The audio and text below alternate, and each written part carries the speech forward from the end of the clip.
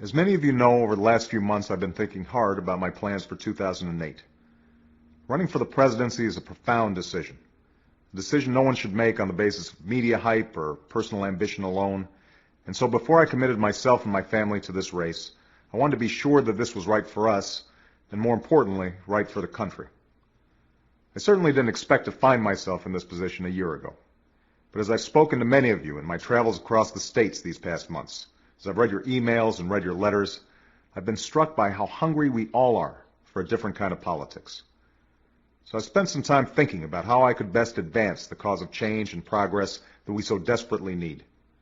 The decisions that have been made in Washington these past 6 years and the problems that have been ignored have put our country in a precarious place.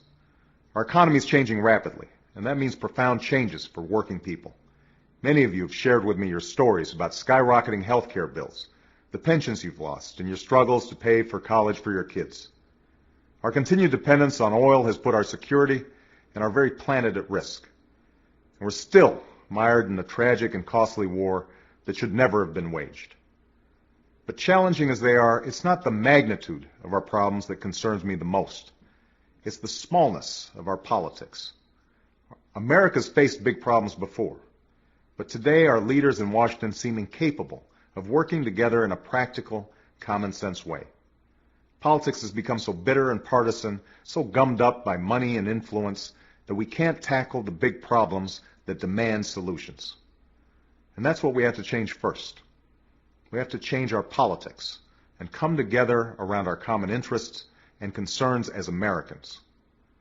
This won't happen by itself. A change in our politics can only come from you, from people across our country who believe there's a better way and are willing to work for it.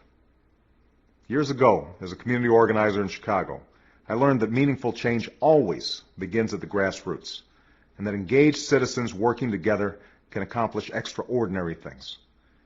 So even in the midst of the enormous challenges we face today, I have great faith and hope about the future, because I believe in you. And that's why I want to tell you first that I'll be filing papers today to create a presidential exploratory committee. For the next several weeks, I'm going to talk with people from around the country, listening and learning more about the challenges we face as a nation, the opportunities that lie before us, and the role that a presidential campaign might play in bringing our country together. And on February 10th, at the end of these discussions and in my home state of Illinois, I'll share my plans with my friends, neighbors, and fellow Americans. In the meantime, I want to thank all of you for your time, your suggestions, your encouragement, and your prayers. And I look forward to continuing our conversation in the weeks and months to come.